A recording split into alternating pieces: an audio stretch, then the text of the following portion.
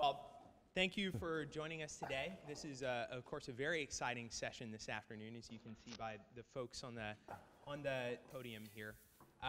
The topic of the conversation today is one that I think will be near and dear to most of us. It's next generation leadership. So what is leadership going to look like in the 21st century, and particularly for our generation, or the generations that are closest to us, that are rising right now and that are coming into positions of authority and responsibility themselves.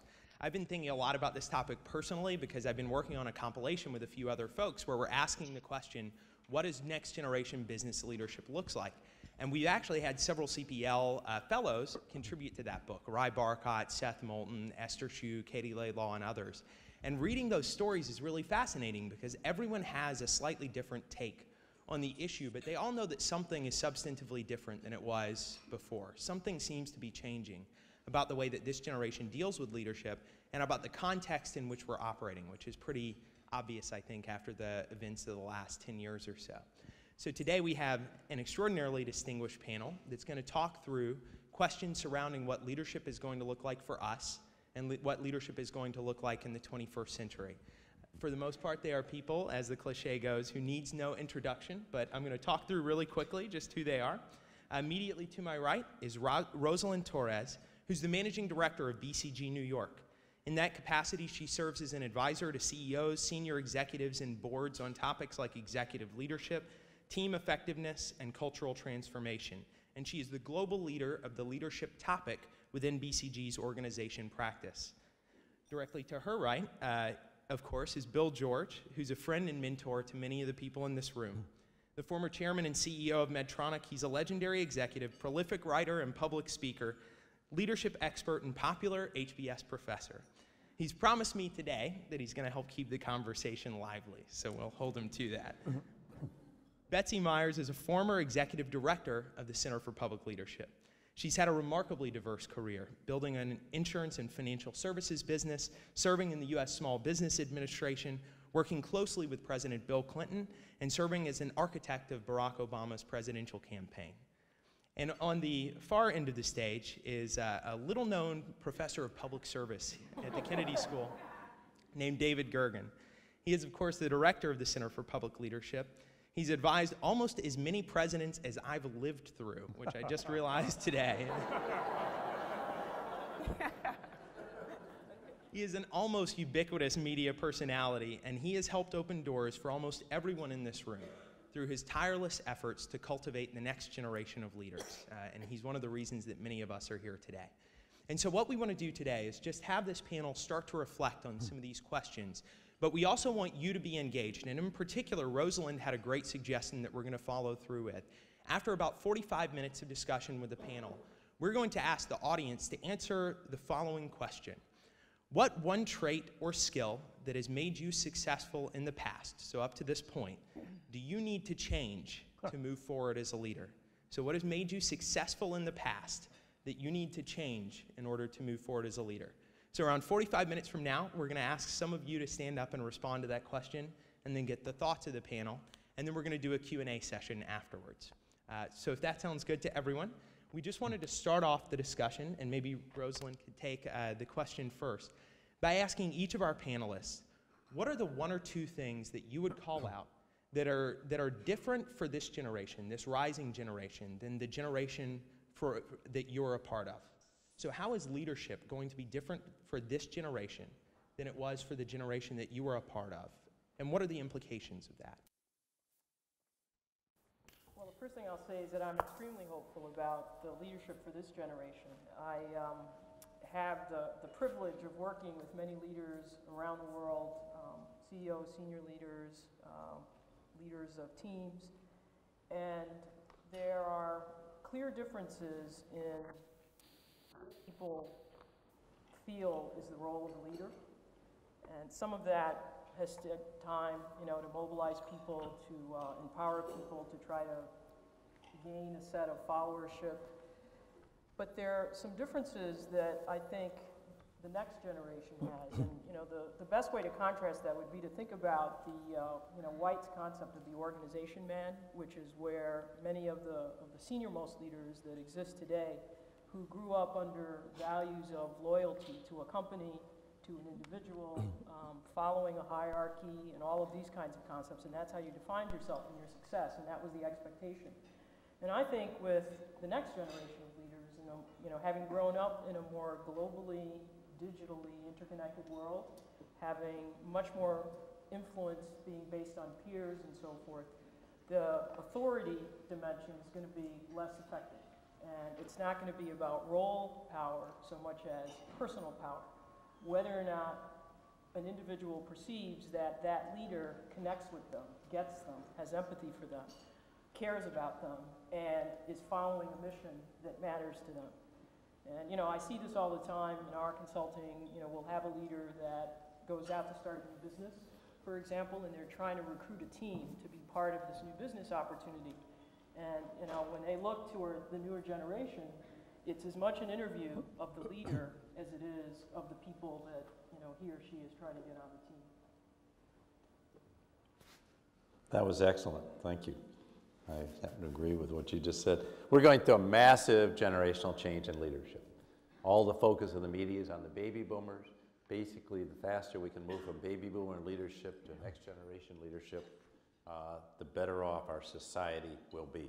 I started to study back when I left Medtronic, and we hit about a year later, hit the wall with Enron and 200 companies correcting their misstatements of their accounting, which was not an accounting problem, it was a leadership problem.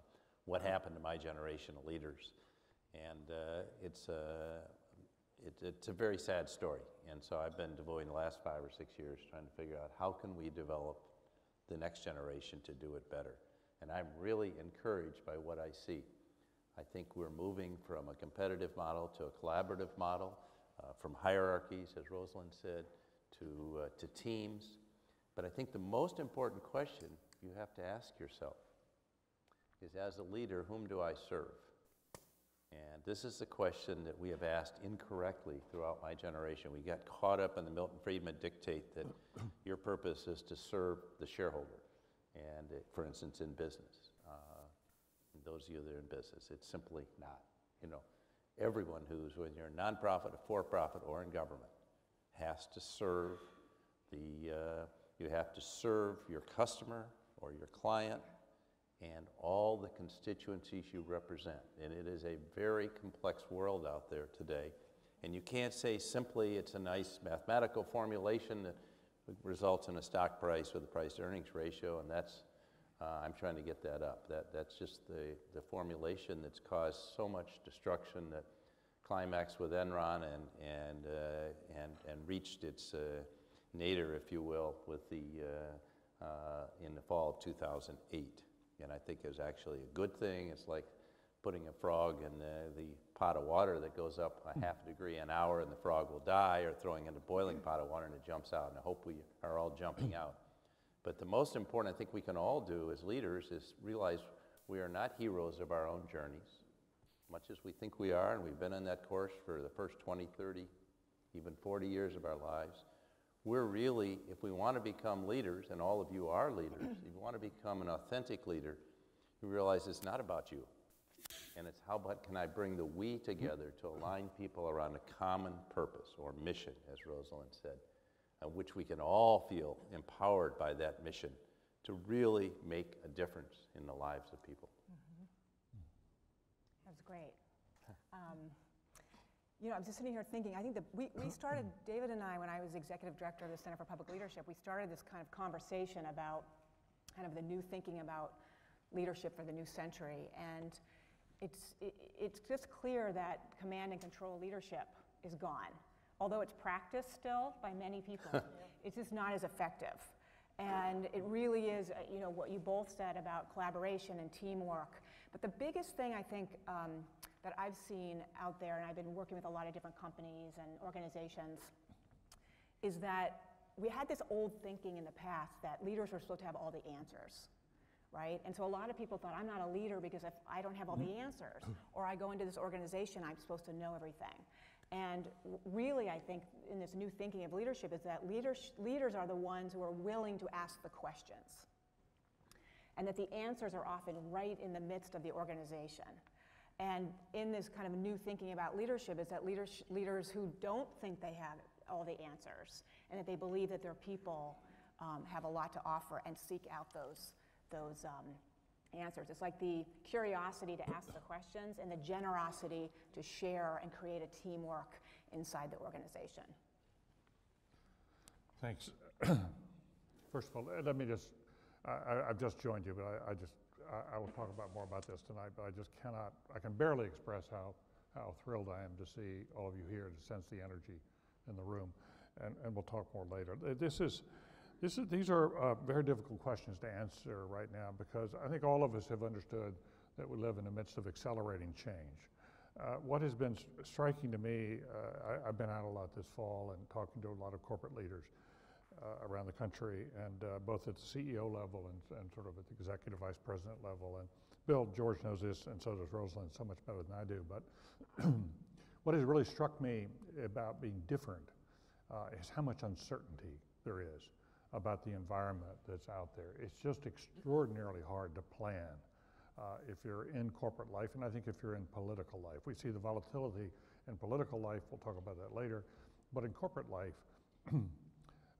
here we are, about barely 60 days before the start of the new year, and corporations don't know what their tax structure is going to be next year. They don't know what the level of taxation is going to be. We've never been at that place before.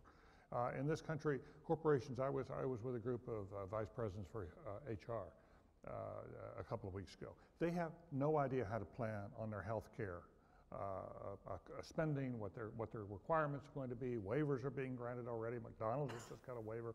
There are 30 waivers out there.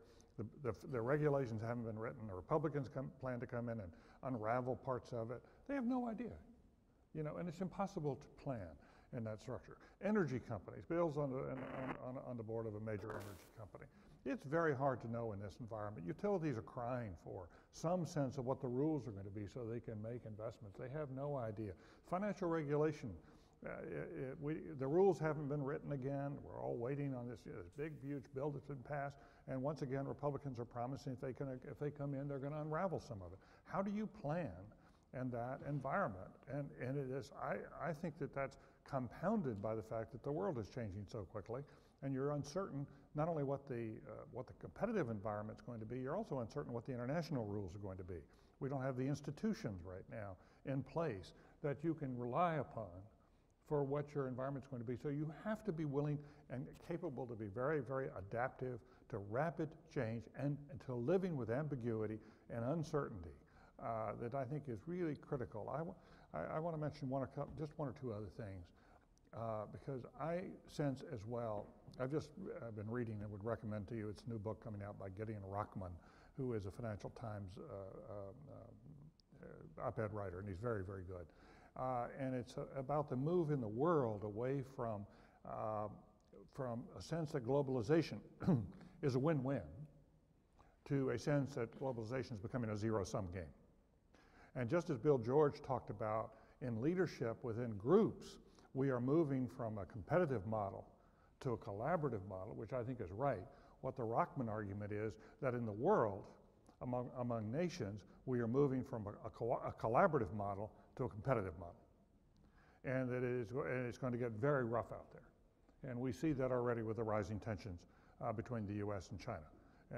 And there are other tensions with other nations that are rising rapidly. I think the third thing you're going to have to deal with especially if you're working within the American context, but there is a pervasive sense of potential decline in the country, and having to live with a new normal, not knowing what the new normal is, but it is sort of a sense of declining aspirations and having to do more with less, which I think puts additional pressure on leaders, especially in the public sector, but I think as well in the private sector, and I don't know where that leads.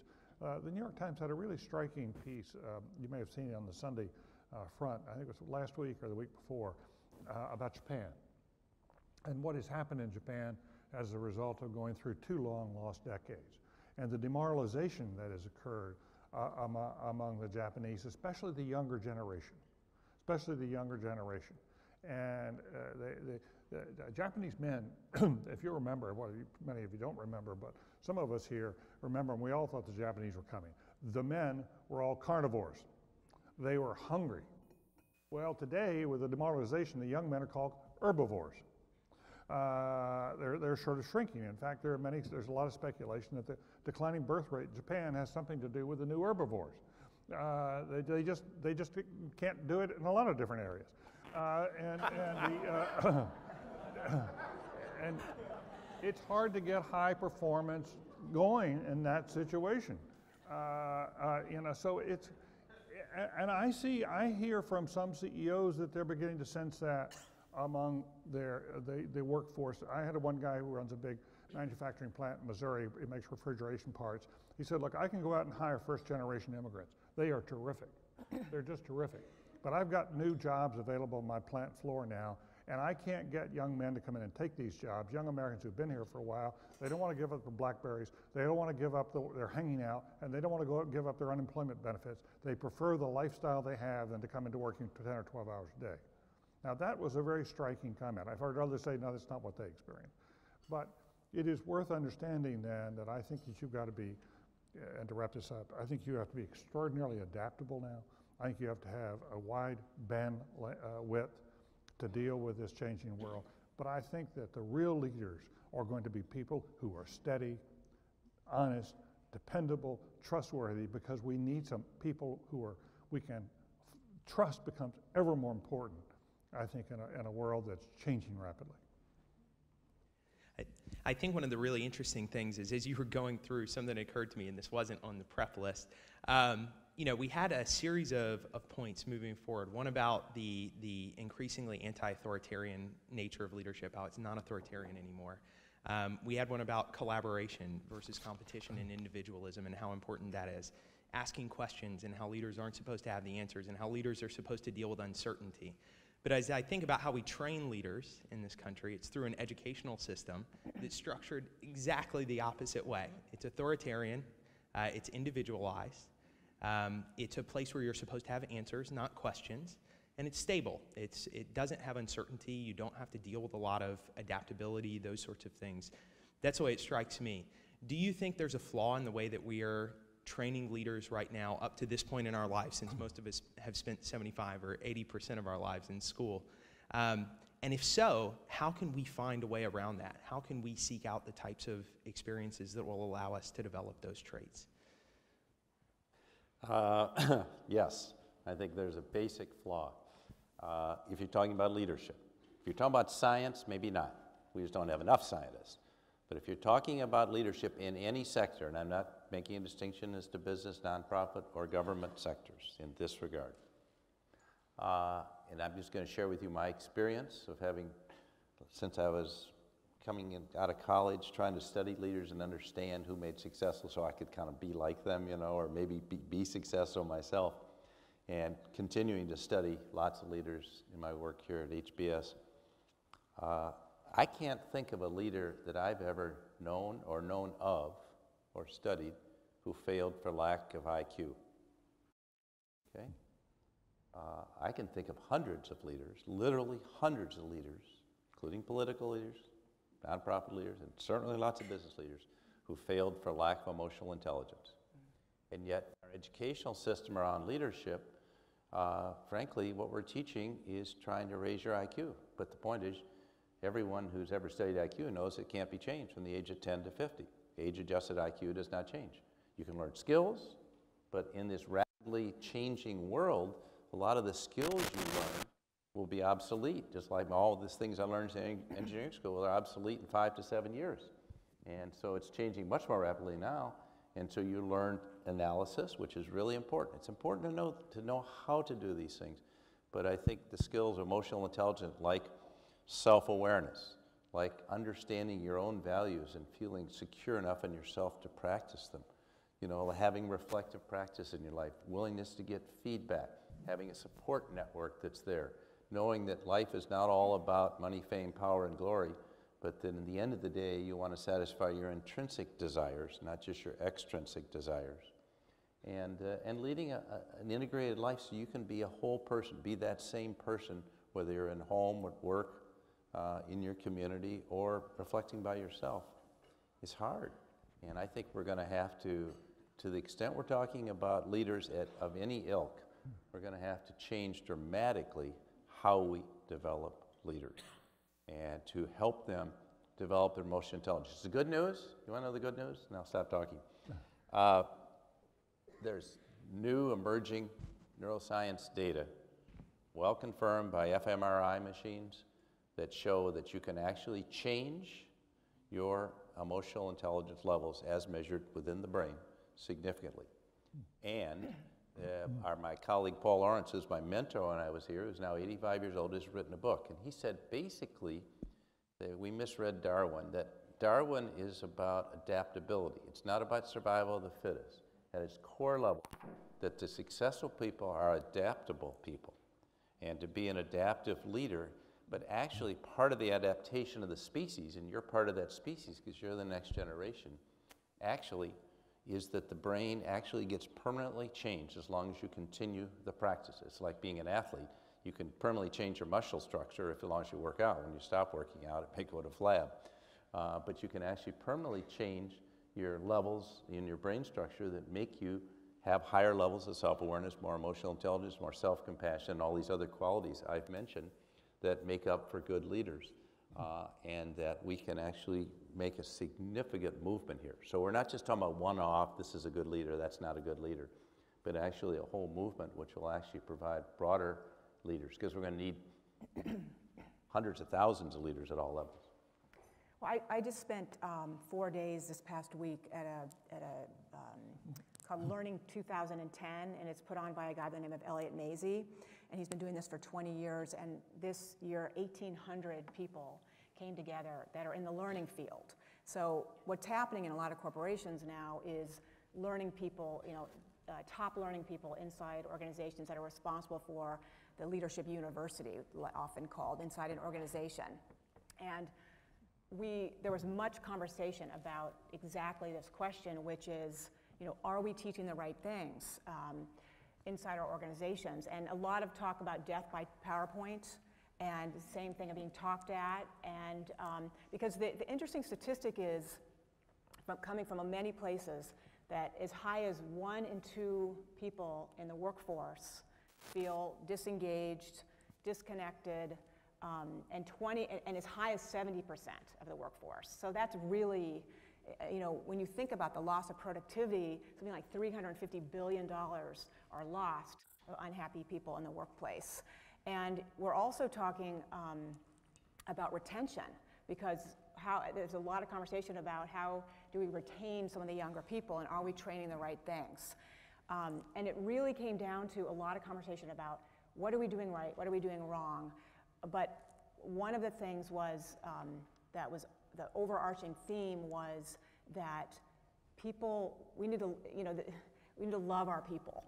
And companies who are doing it, like Southwest Airlines, where I just came from them yesterday, that's what they're about. They're about, we love our people, and if our people feel loved, then the customers feel loved.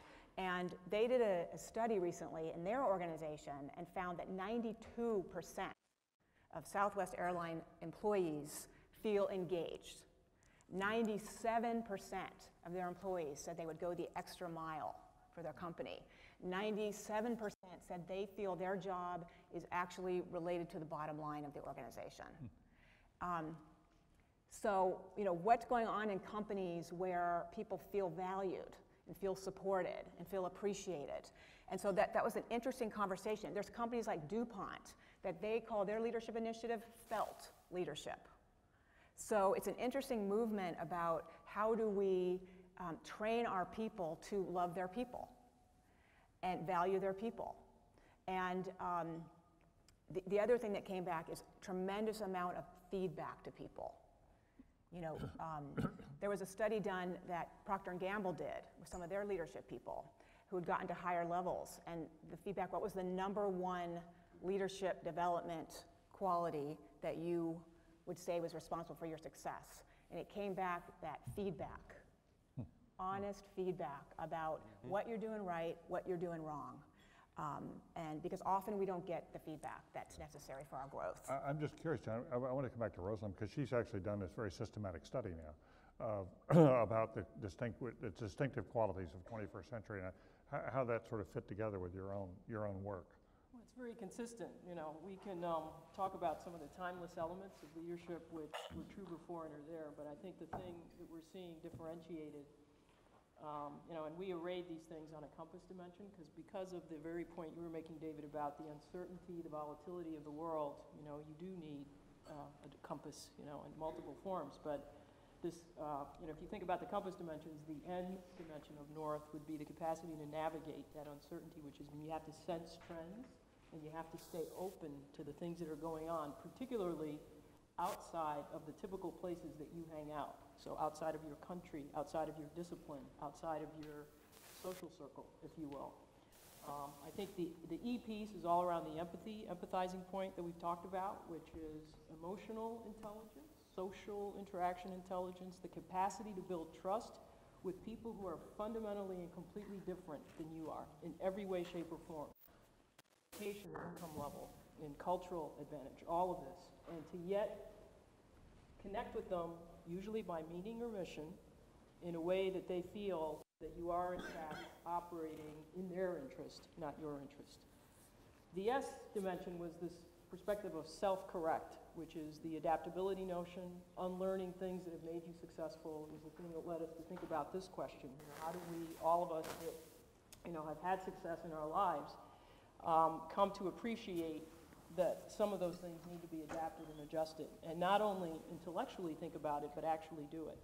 And then finally, the other piece, the win and win dimension on the W, was not win-win in the negotiation sense, where there are bilateral agreements, but it's much more in the way that you described, the multiple stakeholders that as leaders we need to serve, regardless of whether we're in the private, public, or social sector, that you have to figure ways to leverage a higher level outcome or solution that satisfies all these constituencies. And because in this volatile, uncertain world, which by the way has tremendous speed of information flow through the digital technologies that are available, you can't tell one stakeholder something and tell another one something else and not have that come forward and make you seem disingenuous. So I would say those are the things we're seeing. Now, when we looked at all these companies that submitted their development practices and how they prepare their leaders, for the most part, it was a depressing picture in that very few of those dimensions are being developed. The navigation one and the empathize one were probably the closest, and the other two were definitely deficient. But the positive thing that came out of it that has me feel encouraged is that companies who had employees in multiple geographies and multiple regions of the world, actually we are seeing some practices, and I think for the United States particularly, I keep saying there's a lot that we can learn. So that, for example, you know, in India and some of the Indian companies, to deal with this notion of people having been only, you know, trained on their intelligence, they're sending students or early career leaders off to sabbaticals in rural villages, and their assignment is go there, connect to the community, find an opportunity, and make a transformation. It can't be our product or our service, because we're not trying to do it as the company trying to sell something else. It's really much more. Similarly in Brazil, you know, we have people going into the favelas and getting out and getting to know. And the idea here is that you want to, it's funny, I was at a conference on Thursday in Germany. It was a CEO conference, and we were talking about the same topic. And, you know, after we were kind of taking questions, this one of the CEOs says, don't you think that, you know, with what we're doing with our education, all we're getting are intelligent idiots. Intelligent idiots. That's what we're getting. You know, they have no social, they don't connect with anybody. You know, we have to, like, they don't appreciate that there's a world out there. And obviously he was quite passionate about that. But I do think that, you know, these experiences that cause people to transcend the boundaries, you know, or the experiences in which you operate. And, you know, I have to say, there are, you know, companies like Southwest, and there are other companies that are actively thinking about this, but I don't think it's the majority of the companies based in the US. And most of the innovations, the practices, the caring notion that you mentioned, we see much more in, you know, the rapidly developing economies, and probably because they're competing for talent much more, and so they have an appreciation for that shortage. Can we stay on this topic of globalization for a second? Because I think it's really interesting, and it's something you brought up earlier as the world is becoming a little more competitive, as the nations in the world are viewing things more competitively. what is going to be the overall impact of this trend towards increasing globalization, exposure to other cultures, et cetera, on the leaders of the 21st century? And how can we use that process of globalization to the advantage of the globe? So avoid this ultra-competitive dynamic, but learn the right leadership lessons from globalization. Please. I wasn't going to speak first. Globalization's here to stay, guys. We have a global labor market, not just a global market. So anyone that's anti-globalization, you're going to kind of be on the wrong side of history. So let's get with the program, okay? There is still a very sound economic theory called that of comparative advantage. And there's some advantages that we have in the United States. Like, there is nowhere in the world that has where entrepreneurs flourish like they do in Silicon Valley. I mean, it's just, you know, and so we need to look at, you know, nations do need to look at their competitive strengths. It's like David used example of several companies. Each of those companies has to compete. They can be collaborative within. They do have to compete, or they're going to lose out. And we saw what happened to General Motors over 50 years when they didn't know how to, they lost the capacity to compete, and they went bankrupt. It didn't happen overnight. It took 50 years, and it wasn't bad breaks. It was lack of capacity to compete, to serve their customers better. By competing, it means you serve your customers or clients better than anyone else does at what you do very well. And when you lose that capacity, and I think so in a global sense, part of the win-win-win that you're alluding to is we have to make ourselves better. And so I'm on the board of a very large company right now that's really assessing how do we make ourselves better? What did we learn from the 2008 to 2009 financial crisis that can make us a lot better organization? And that involves a lot of painful reflection and introspection, because you have to say things we thought we were so good at, maybe we weren't so good. Maybe we didn't do this so well. And so we have to reassess. So I think part of globalization is that, you know, the United States quality of products, if you compare any product in the United States, it's infinitely better than it was 25, 30 years ago, largely, David talked about the Japanese, because of the Japanese. And yes, we got with the program. So we can learn from others, but then we have to raise our own game. And I think that's true of us as human beings. You never stop growing. David and I have the benefit of being born the same year, and we're ahead of some of the rest of you. But you know, he's out talking to all these people. We're all trying to still grow. And when you stop growing and you think you're just, you know, the guy sits up on top of the mountain, delivers wisdom, that's when you lose your wisdom. You have to continue listening to other people and be involved in groups like this. I love to be here because of the energy, but I also love it because of what I learned from you all. I always say to my students, I learn a lot more from you than you learn from me. They don't believe that, but it's true. So I think that's an integral part of globalization. We all get better, and we can make all ships rise, but part of that is a competitive process. You know, I'm picking up on your point about our talent strengths in Silicon Valley. There was a story in the Times this past week about a Chinese telecom company called Huawei. And they are actually recruiting software engineers in Silicon Valley. And the story goes something like this, which is they go to interview, you know, the manager of the software engineers, and they said, you know, we'll give you whatever you want, you know, compensation. You know, the person says, well, I'm going to need, you know, several hundred software engineers. And they're like, fine, we'll give them to you. So the person decides, no, I think I'm going to stay with the company. So the Huawei recruiting person says to them, okay, that's fine. Can you give us the names of the people that work for you? No? And I think that aggression around the talent, it may be that some companies, you know, but they're going to come to this notion of caring for our talent and wanting to grow and wanting to because it's the right thing to do. And I think some companies may end up coming at it from more of a survival. It's, you know, our talent is going to be poached. It's going to be snatched away in a global context. But you know the thing about caring about your people, it's just not the nice thing to do, it's actually profitable. Yeah. And I think when people realize that that's how you sustain and... Sure. Yeah.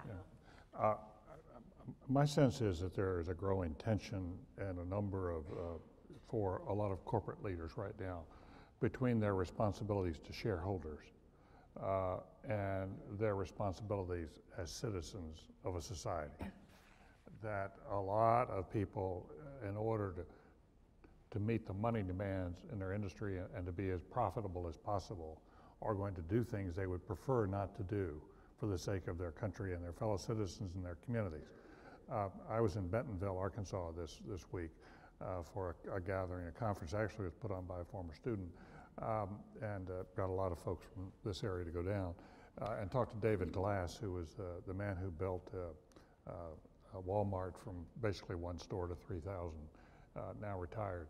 And we were talking about the fact that so many of the jobs that Walmart would like to get from their suppliers have been disappearing overseas, and that when he was CEO of the company, he went to a lot of the major suppliers and said, look, we would like to see more jobs in the United States for people among our suppliers. And we will give you a special break on our pricing. We will take the loss. We'll absorb the loss if you will do the manufacturing here in the United States. We would really like to do that. And he said, early on, he got a number of corporations to agree to that, and they were very proud of that. He said that whole system has now disappeared. That corporations who are suppliers feel they can no longer, even with the breaks they were getting from Walmart, they could no longer afford to stay here. They had to move their manufacturing operations overseas. So we're at a point now that Walmart has this was in the new National Academies report, and which I think is, if you're interested in competitiveness, there's been a group called the National Academies of Science and Engineering, along with the Institutes of Medicine, that did a big, Norm Augustine headed this up, and I think, Bill, you know Norm Augustine pretty well, and they came out with a report 5 years ago about the gathering storm, and now they've come out with a small follow-up report, which is very worth reading. Tom Friedman had a column about it recently. But in any event, and they say in this report, they point out in this report, in Walmart today, they have 5,000 suppliers.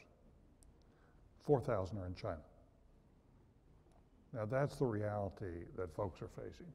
And that's one of the reasons we have such high unemployment among people who previously worked in the manufacturing industry and whose jobs have been hollowed out. And how we bring those jobs back is, I think, a task of leadership. I think it's a serious task of public leadership, but it's also a serious task for private leadership. If we could talk about, before we go to the responses from the folks out here, there was one other issue that I thought it would be great to touch on, especially given that we've got two very successful female leaders on stage. One of the trends that seems to be happening right now is the increasing prominence of women in leadership positions in corporations, in politics. If you think about Hillary Clinton, Condoleezza Rice, Nancy Pelosi, Sarah Palin, there are all these female voices now that maybe weren't there in previous generations. What do you think are the big changes for female leaders in the coming century? And how can female leaders adjust to those, and how can the entire group really work to incorporate all the capabilities of those women as they rise to positions of authority and leadership? And you're asking women. Yeah. No. Absolutely. You know what's interesting, in this year, 2010, 70% of the new entrants into the workplace were women and people of color. So it's a you know, the diversity that we're dealing with in the workplace is really a key factor. I also believe that the qualities that women have instinctually brought to leadership, you know, collaboration and listening and relationship building and those kinds of things, are now really, I would say that the new paradigm of leadership, the qualities that we're talking about, are really a more female version of leadership. Where in the past, I don't think women got as much credit for it, but it's really what the new leadership model is about, is an instinctively more female model of leadership. And you know, as more and more women enter the workplace, more and more women are rising to key positions. But I still think, as many voices as we still have a ways to go. I always think we're like 5 steps forward, you know, 3 back. That we still don't have the numbers of women in the House and the Senate and governorships, and you know, only I think 3% of the board, the Fortune 500 company board slots are held by women. I thought they'd gone up now. Has it gone up a little bit? It's up higher now. But so Not much. Yeah, not much. But we have a ways to go, I think. Yeah, I would agree with the point about, you know, there's been progress. And certainly we have, you know, high-profile women that, you know, create the perception that at least, you know, there are more voices. But BCG did a study recently on, you know, the number of women in leadership positions across the world, again. And even in the Western countries, so Western countries that we would expect, countries, you know, that would have more women in leadership roles, you know, of the 44% that you have a substantial population of women in, there was still only 10% of the senior leadership that was made up of women. So I get 10% is better than zero, but still, relatively speaking, and particularly when you look at the fact that, you know, educational programs, whether they be business schools or other institutions, are actually graduating more women. Here again, you know, I take a global lens on it and say that it's interesting that in other countries, we see more women in leadership. And this astounds me that in the United States, with all the freedoms, all the opportunities that we could still have, you know, whether it's, you know, in Brazil or in, you know, Russia or China or India, where there are many more, you know, women executives, women leaders that appear. And, you know, I imagine that there's still something about this that's cultural in the socialization process and what's expected. So, you know, we're making progress, it's not there. I agree with this point about if you look at the adaptive aspects of leadership, you know, I would say that women and probably other groups that have not been the dominant paradigm majority have had to, by the nature of their, you know, they've had to adapt, right? Because you've had to transcend boundaries and work with people who are, you know, usually, you know, white male and, you know, possibly sometimes a different generation. So it may be that there's been an adaptation muscle that's been, you know, that's been built in. And I'll just add one more story that in a conversation with the CEO and a head of HR who was trying to address the issue of diversity. This is a United States-based company. They were profiling, you know, well, who are the leaders that exhibit? And then they looked and they said, quietly, because it was like a whisper, you know, those are the people in our diversity thing. You know, like somehow that was a bad thing. So I just, you know, I think that there's some progress that's been made. You know, it's by no means fully there. But again, I continue to be more hopeful about the next generation of leadership. And, you know, certainly reading the profiles of some of the people in this program, you know, I was like all ecstatic. You go girls. All right. Let me offer perhaps a contrarian view here on this. Look, I think that one of the great things that's happening, we don't have enough women who've moved into the top positions yet, but the wave is coming. I mean, women get it, and they are out there, and they are doing it, and you can tell from the women in this room, all of you have experienced it, you know, it's like, whoa. You know, women are increasingly going, I'm telling you, they're going to increasingly run this country. It's just coming. And there is actually now a question about guys. And it's worth understanding that. I mean, the Atlantic had a really provocative piece about what's the trouble with men in this country. And, you know, for every 3 women who graduated from college this spring in the United States, there were 2 guys. For every 3 women, there were 2 guys. In college after college, the women are outperforming the men. And there are a higher percentage of them going through. And they're going on to medical school, they're going on to law school, their business school. They're going to, the wave is coming. But if you look at what's going on with guys, there are some things that are happening that we don't quite understand that we got to get. I was referenced this as herbivore issue. There's some things going on out there we don't quite understand, and it is among all guys, but we particularly need to address the questions of minorities in this country because they're growing in number and we're not educating them adequately, and we need to have the guys in the minority groups have a chance to really step up to it and to take responsibility. And one of the things we're trying to do more with this center is to do more with Hispanics. We've started an Hispanic leadership program now. Dario's over here, he's pulling it together. We want to get an African American leadership program. We're dealing with both genders, obviously, with that, but we really want to get more guys. Marian Wright Edelman makes the point. As someone who has fought for women's rights for years and years, she said, you know, 1 out of 3 African American males winds up in prison. And 1 out of 6 Hispanic males winds up in prison. And we have got to deal with those issues. Women's rights, I think it's like everybody should accept that now, and I think that wave is coming. But we got to get the guys, you know, we got to get them to buck up, man up. Who was Martha Engel? Man up, Harry Reid. So, you know, I dare say, David, when you went to law school, that there were not 50% of the people in your law school class who were women. No, but the ones who were there are intimidating as hell, I'll tell you that. I think there were 1% of my undergraduate engineering class were women. Now it's 40%, 1% of my business school classes are women, and now it's in the range of growing close to 40.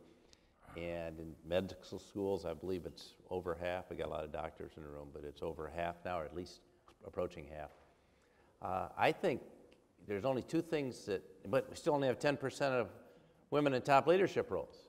So there's two things we need to do to change this, because logically you ought to have half the people in leadership roles be women without discriminating against the men, just picking the best people, just on no affirmative action, just on the basis of a meritocracy. There's only two things you have to do to ensure more women in leadership roles. One, you have to open the door. As long as the door is not open, it's hard to walk through. The second we have to do, which is politically incorrect to mention, but I will mention, men and women, as much as we want to say they're alike, are actually biologically, genetically different, okay? And so actually it's the women that have the babies. And I think we need to redesign career paths so it's not an up or out, that you can go off ramp, you can take time out, that men can too. But we've had this kind of straight rocket ship to the moon, and up or out, and keep cutting away, and survival of the fittest, very of old Darwin. And I just think we need to rethink that whole career pathing thing. And worst part's Wall Street, frankly. There are very few women, unless they're pretty much willing to sacrifice on the score I just mentioned. And I don't think we want to encourage that. So I think we just need to say, we need to relook at career pathing within organizations, for men and women, by the way. But there is a Deloitte Touche is an example of a company who's doing this, actually. And they, it started about, I think, 18 years ago. Their CEO, Mike Cook, came in and said, why is it that the trend is that women are there 10 years and they leave, and right before they make partner? And what's going on? And they did a study to find out what those reasons were, and the women said, exactly, I ended up having 2 children and I can't work those hours. So they started an initiative there under his leadership, and now they've moved to this new, like what you're saying, which is you don't have to, if you want to just tack down a little bit for 4 or 5 years when you have little kids, you don't have to leave the organization, and there's real appreciation. Because as I am now out in the consulting world and going into these companies, it's a conversation wherever I go that people want to have about how do you, I've got 2 little kids, how do I balance? Is it possible? And companies and organizations who allow me to have some flexibility are those that are going to be able to sustain and retain some of their best workers because of this. And it's not just a women's issue, by the way. Yeah, this is the other thing. This is the other thing I think is really interesting. I ran a workshop at the Learning 2010 on women in leadership. And one of the conversations was a couple women stood up, and it happens everywhere I go, which is, you know what, this issue isn't just for women who have children. Sometimes women don't have children, but they have aging parents, or they have a brother or sister that gets ill, or other issues in their life. So it's not just, there's this quest for balance and things happening in our life, is an understanding that life is complicated, and at certain times in our lives, whether or not you have children, you may need to have a place that understands you have some other choices you have to make. And for men, yes, exactly. Because I think in your generation, you're seeing more and more men that are getting involved in the child raising. In the past, I can remember when I worked in the insurance business, my boss at the time, and I'll never forget this, it really stuck with me, because he was married, he had 3 children, and his wife was stay-at-home, and she took care of everything. And we had this conversation one day, and he said, you know what, the reason I'm so successful, he said, I believe because I have my life, everything is taken care of, right? My wife does my dry cleaning, the kids are taken care of, everything with school, all I have to do is work. Well, I don't think, you all, this isn't really how it works anymore, 20 years forward, right? Women and men, it's really, I think you're seeing in our marriages, we're dual working couples. And so a lot of it is a negotiation. It's rarely do you see that anymore. Well, this has been a fascinating discussion so far. So what we want to do now is get some feedback from you all about that initial question that we talked about. What has made you successful up to this point as a leader that you'll need to kind of eliminate or modify moving forward to be successful? And what we were hoping to do is just take a few of those around the room, a minute or so, comments, and then I'd love to hear our panel kind of reflect on some of those coming straight from the mouths of the next generation. So Hi, my name is Michael Trejo. Before I say my comment, I just want to ask the room, building off of Professor Gergen's point, raise your hand if you are a Hispanic male. A what? In this room. Hispanic man. If you are a Hispanic male. So there's two of us. Hispanics are 15% of the country. You say half of them are male, that's 7.5%. And you say half of them graduate from high school, that's about 3.5%. And you say, let's say a third of this room is international, so there's 70 people that could potentially be Hispanic males. That's two. That's me and Dario. So how does policy play into the pool of the next generation of leaders? Because if you really look at it, we are the exact number that should be in this room. So.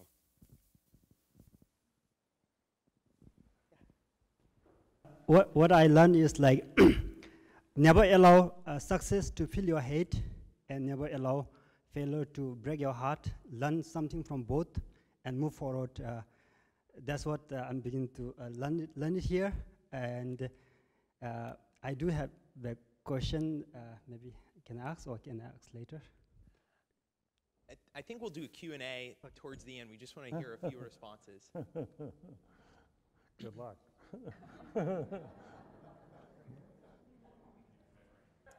Hi, I'm Nabiha. I'm one of the Dubin Fellows. I suppose one of the things which has made me succeed to date is being quite reactionary and responding to very, very quick changes. My background's in medicine, so you always deal with things as they happen very, very fast. And I think that's something which I've increasingly found challenging now as I'm moving away from frontline clinical practice. Trying to move to a more sort of sustainable model whilst keeping some of the adaptability, which, as you referred to, is very, very important in leadership, but trying to have more of a long-term perspective and move from just responding to what's happening today or tomorrow or next month to what's happening overall from the next decade for the next generation. That's a great comment. Other thoughts on the question? Hi, my name's Nick. I'm one of the Zuckerman Fellows.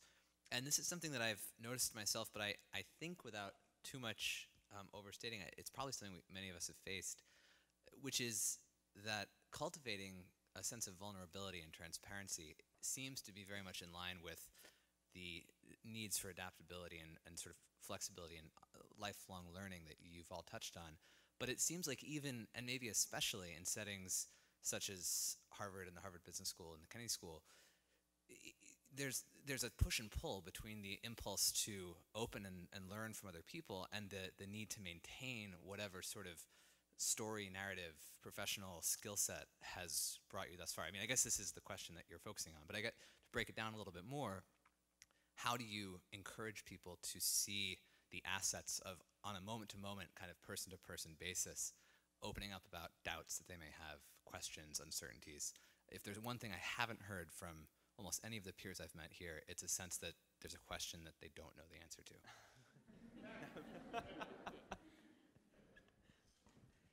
On that note, any more answers? Yeah. Well, actually, I think mine's a little bit similar. Just over-reliance on IQ.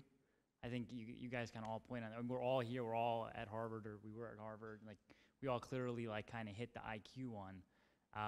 And we've probably built a lot of our early career success on IQ. And I think even I'm just realizing, I just graduated in May, and just how much, as I'm getting back into the workforce, just how much more, I mean, as you get into more leadership type roles in your career, just how much more you need to bring to the table, and how we just need to be so much more open-minded around feedback and just really, really sort of going clean slate on a lot of these other things. Hi, I'm Basim, one of the old Zuckerman Fellows. I think my issue is a bit of the opposite that was mentioned up there.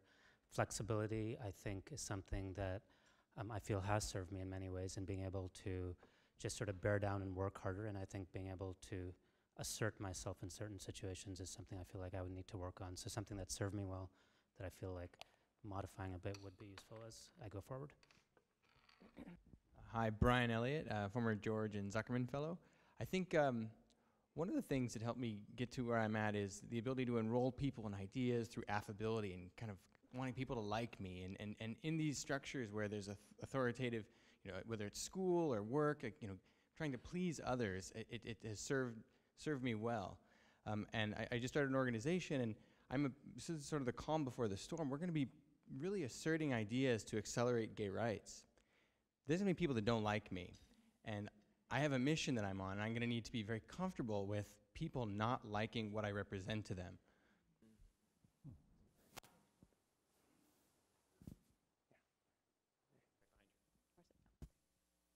Hi, I'm Brittany Butler. I'm a Dubin Fellow this year.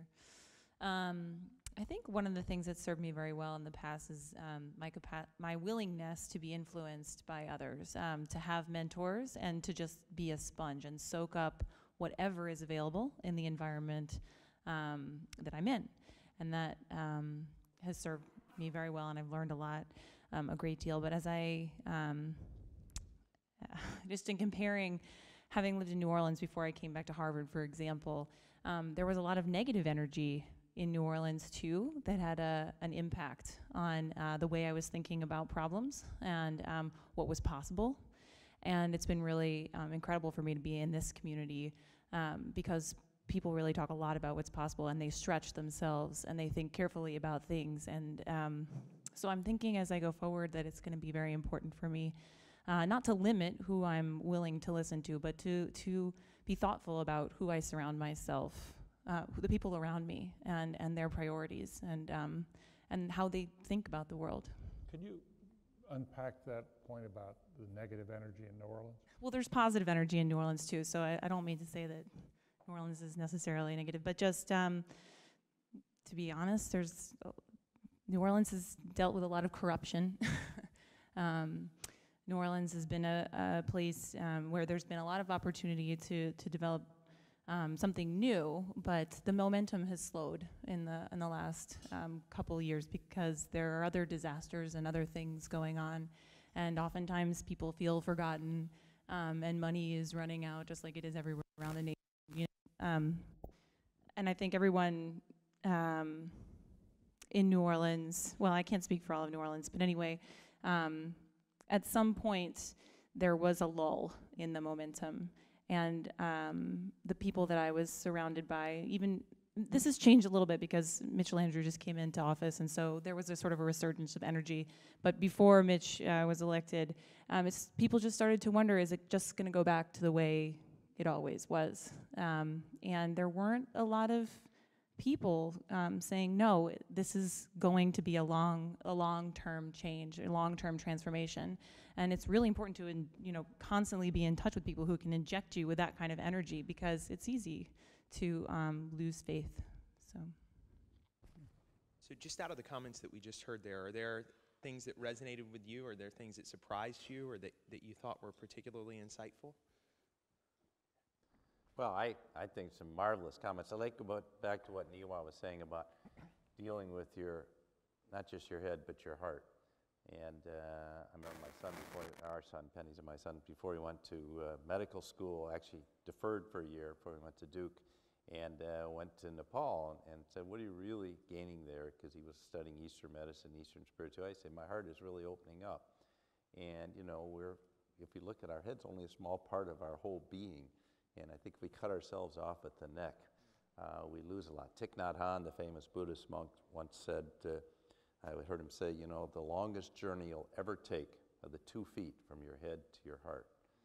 And I remember saying to a group of students my first year here, somebody invited me to come to their class. It was a very large class, and they had speakers, and there was 180 people in the room. And so they asked, at the end, the professor asked me, can you just give one piece of advice? I said, yes, follow your heart. And I'd say about 30 or 40% of people laughed. Like, this had to be, you got to be kidding. And you mentioned vulnerability. I have a good friend who is a homeless man, was a homeless man. Now, you'd never know it. He's founded an organization, raised $500 million for poor people to create financial literacy. But he wrote a book, and one of the key chapters is vulnerability is power. And if I can express myself like Brian did, you have no power over me. You don't have one on me. I can be who I am. And isn't that what we all want to be? Don't we want to be able to be ourselves and go the next step, be accepted for who we are as human beings? We all, I think, is there anyone in the room that doesn't want to be accepted for who they really are?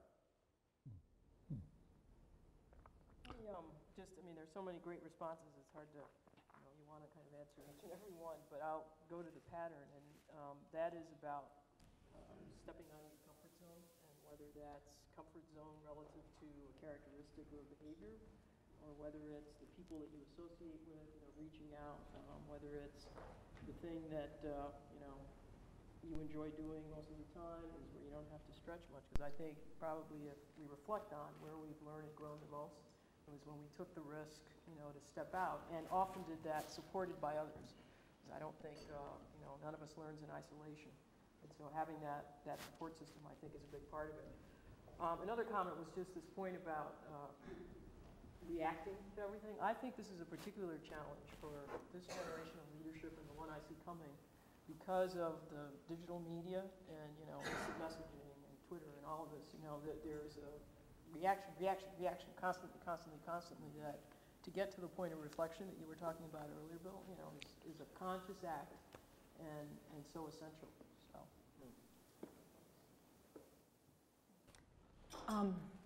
There were two things. One, Brian, about wanting to be liked.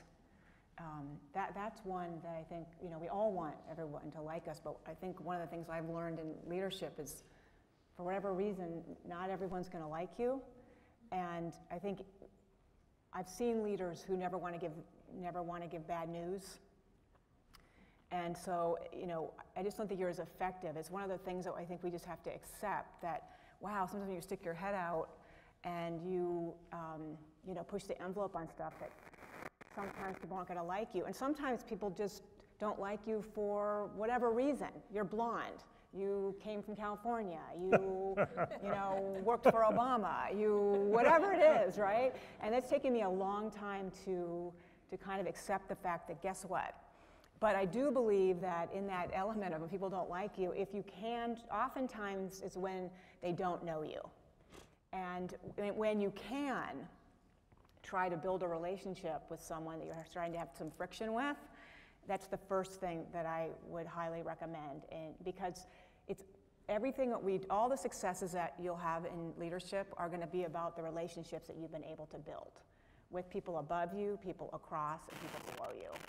And when there's friction, if you can go back to that person and say, you know what, I'd love to grab a cup of coffee with you. And that's what I've learned in my life. Sometimes it's not possible, but the majority of the time it is possible to try to build that relationship. And then the other question over here about you need more than just your Harvard degree. I mean, that's one of the things that working here at Harvard, and particularly at the Kennedy School, was how many of the students really wanted us at the center, they wanted to go deeper into who they really were as human beings, that the thing that they felt that was missing in their academic experience was the ability to go deeper on the personal, interpersonal skill development. Because again, how many of you in this room know really, really smart people who have multiple degrees and PhDs but aren't good leaders?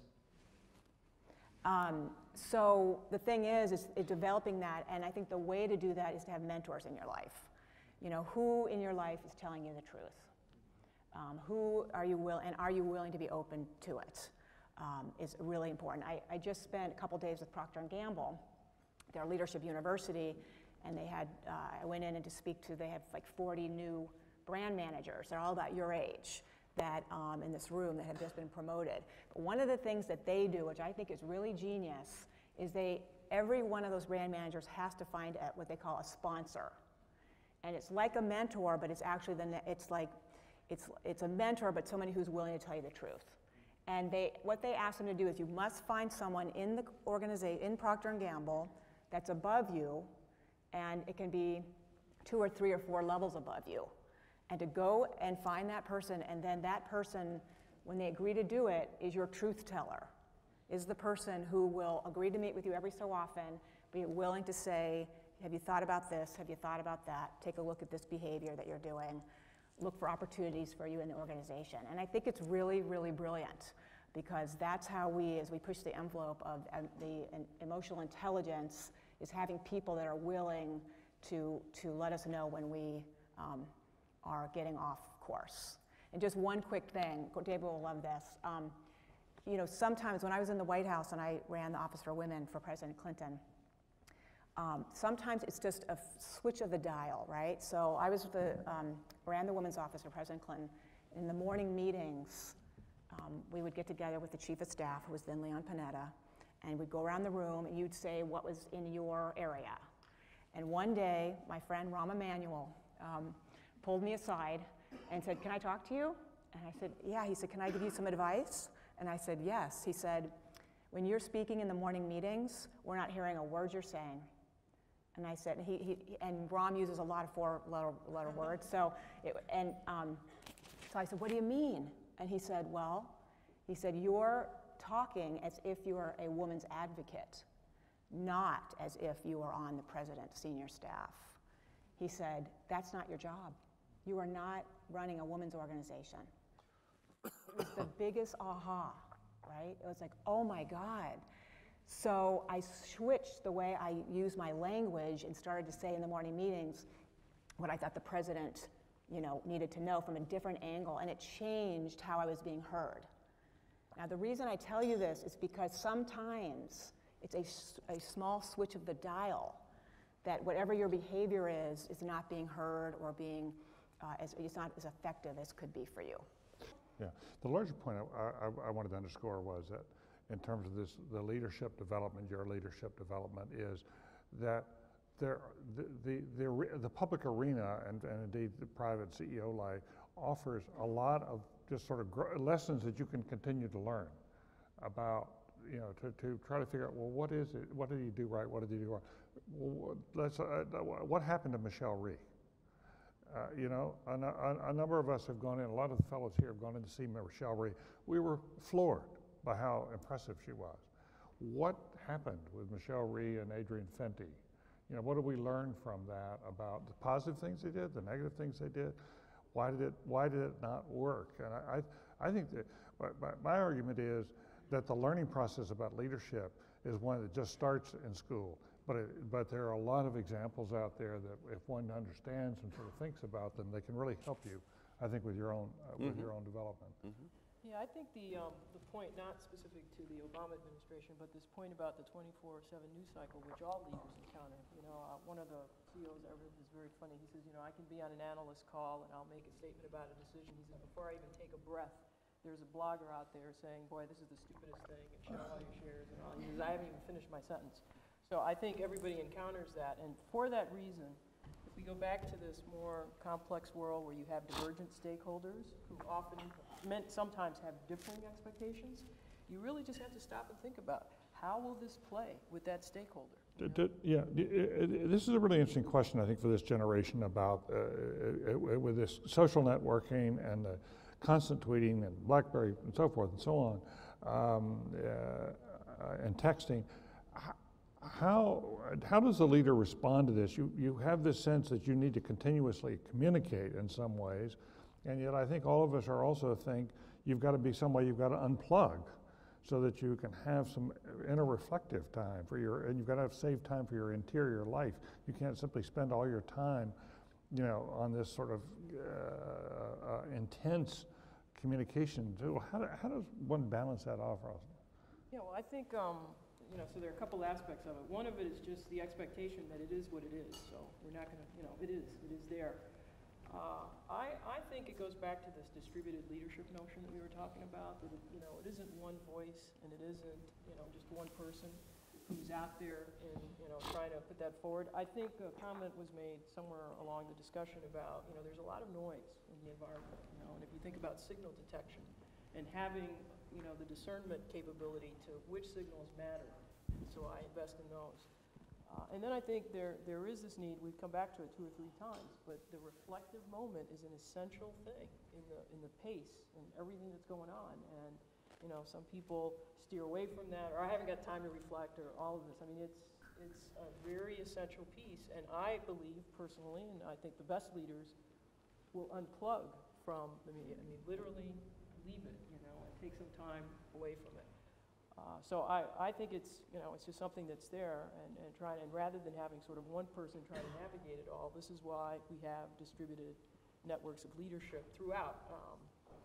And let me also, again, just from a global perspective, we also have to think about this, the way we think about information exchange and so forth in the United States or in many Western countries is not necessarily the way it is in other parts of the world. So just another factor. John, can I ask a quick question?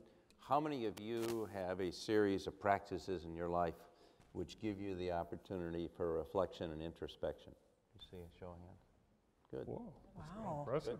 That's The very time to impressive. do it is now. If you don't do it now, you won't do it when you get older.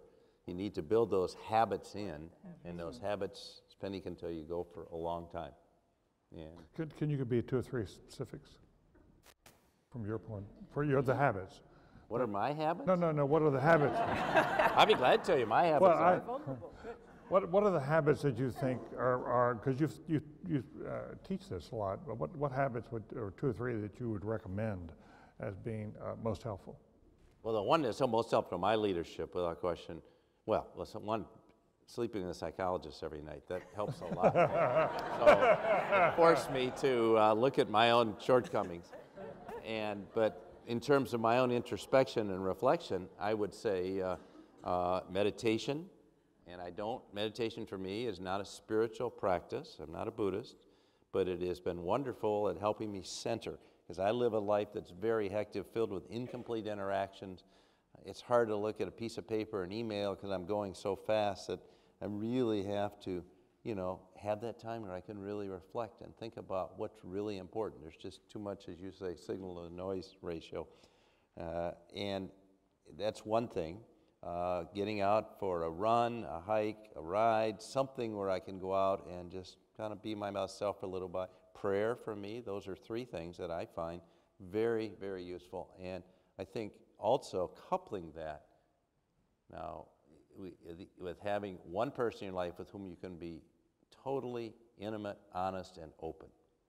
A spouse, a partner, a significant other, a best friend, a mentor, or a therapist. They're all important parts in your coterie to have, but someone who can really be totally open and honest. That's pretty hard to do for most of us. And then finally, having a small group of people that can be that feedback mechanism. I'm writing a book on this right now, but the importance of having small groups in your life that can give you really honest feedback. Not just one person, but they can play off each other. Well, I hate to cut off the discussion now, but we need a few minutes for reflection ourselves, apparently, before the start of the next session. I think this has been remarkably informative, and we should just thank all of you for taking the time to come out today. Thank you. Thank you.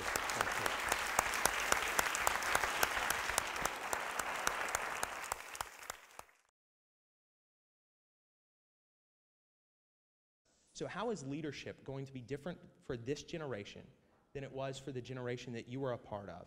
And what are the implications of that?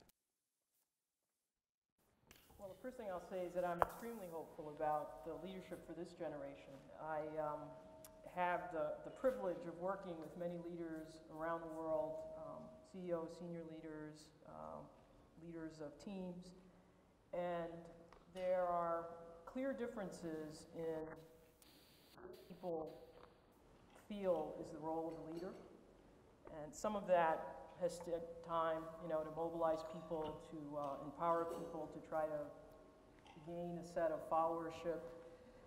But there are some differences that I think the next generation has. And the best way to contrast that would be to think about the White's concept of the organization man, which is where many of the senior-most leaders that exist today, who grew up under values of loyalty to a company, to an individual, following a hierarchy, and all of these kinds of concepts, and that's how you defined yourself and your success, and that was the expectation.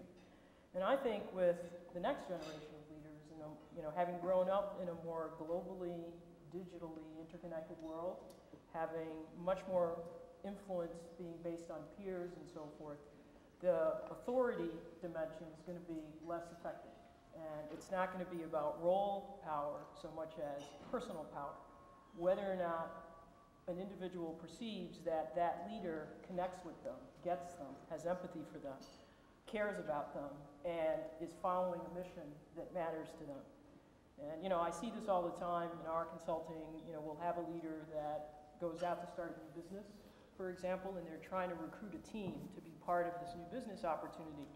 And when they look toward the newer generation, it's as much an interview of the leader as it is. Nader, if you will, with the in the fall of 2008, and I think it was actually a good thing. It's like putting a frog in the pot of water that goes up a half a degree an hour and the frog will die, or throwing in a boiling pot of water and it jumps out. And I hope we are all jumping out. But the most important I think we can all do as leaders is realize we are not heroes of our own journeys, much as we think we are, and we've been on that course for the first 20, 30, even 40 years of our lives.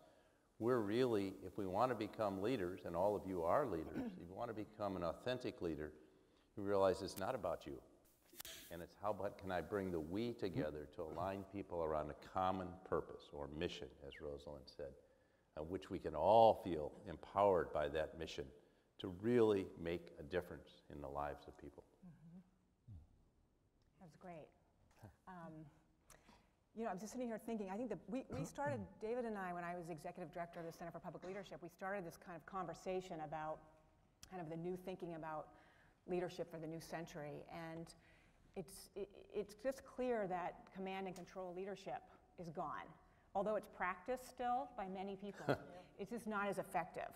And it really is, what you both said about collaboration and teamwork. But the biggest thing I think that I've seen out there, and I've been working with a lot of different companies and organizations, is that we had this old thinking in the past that leaders were supposed to have all the answers, right? And so a lot of people thought, I'm not a leader because if I don't have all the answers, or I go into this organization, I'm supposed to know everything. And really, I think, in this new thinking of leadership is that leaders are the ones who are willing to ask the questions. And that the answers are often right in the midst of the organization. And in this kind of new thinking about leadership is that leaders who don't think they have all the answers, and that they believe that their people have a lot to offer. Prolific writer and public speaker, leadership expert and popular HBS professor. He's promised me today that he's going to help keep the conversation lively, so we'll hold him to that. Betsy Myers is a former executive director of the Center for Public Leadership. She's had a remarkably diverse career, building an insurance and financial services business, serving in the U.S. Small Business Administration, working closely with President Bill Clinton, and serving as an architect of Barack Obama's presidential campaign. And on the far end of the stage is a little-known professor of public service at the Kennedy School named David Gergen. He is, of course, the director of the Center for Public Leadership. He's advised almost as many presidents as I've lived through, which I just realized today. He is an almost ubiquitous media personality, and he has helped open doors for almost everyone in this room through his tireless efforts to cultivate the next generation of leaders. And he's one of the reasons that many of us are here today. And so what we want to do today is just have this panel start to reflect on some of these questions, but we also want you to be engaged. And in particular, Rosalind had a great suggestion that we're going to follow through with. After about 45 minutes of discussion with the panel, we're going to ask the audience to answer the following question. What one trait or skill that has made you successful in the past, so up to this point, do you need to change to move forward as a leader? So what has made you successful in the past that you need to change in order to move forward as a leader? So around 45 minutes from now, we're going to ask some of you to stand up and respond to that question, and then get the thoughts of the panel, and then we're going to do a Q&A session afterwards. So if that sounds good to everyone, we just wanted to start off the discussion, and maybe Rosalind could take the question first, by asking each of our panelists, what are the one or two things that you would call out that are different for this generation, this rising generation, than the generation that you're a part of? Of the people that he or she is trying to get on the team. That was excellent. Thank you. I happen to agree with what you just said. We're going through a massive generational change in leadership. All the focus of the media is on the baby boomers. Basically, the faster we can move from baby boomer leadership to next generation leadership, the better off our society will be. I started to study back when I left Medtronic, and we hit about a year later, hit the wall with Enron and 200 companies correcting their misstatements of their accounting, which was not an accounting problem, it was a leadership problem. What happened to my generation of leaders? And it's a very sad story. And so I've been devoting the last 5 or 6 years trying to figure out how can we develop the next generation to do it better. And I'm really encouraged by what I see. I think we're moving from a competitive model to a collaborative model, from hierarchies, as Rosalind said, to teams. But I think the most important question you have to ask yourself is, as a leader, whom do I serve? And this is the question that we have asked incorrectly throughout my generation. We got caught up in the Milton Friedman dictate that your purpose is to serve the shareholder. And for instance, in business, those of you that are in business, it's simply not. You know, everyone who's, when you're a nonprofit, a for-profit, or in government, has to serve you have to serve your customer or your client and all the constituencies you represent. And it is a very complex world out there today. And you can't say simply it's a nice mathematical formulation that results in a stock price with a price-to-earnings ratio, and that's, I'm trying to get that up. That's just the formulation that's caused so much destruction that climaxed with Enron and reached its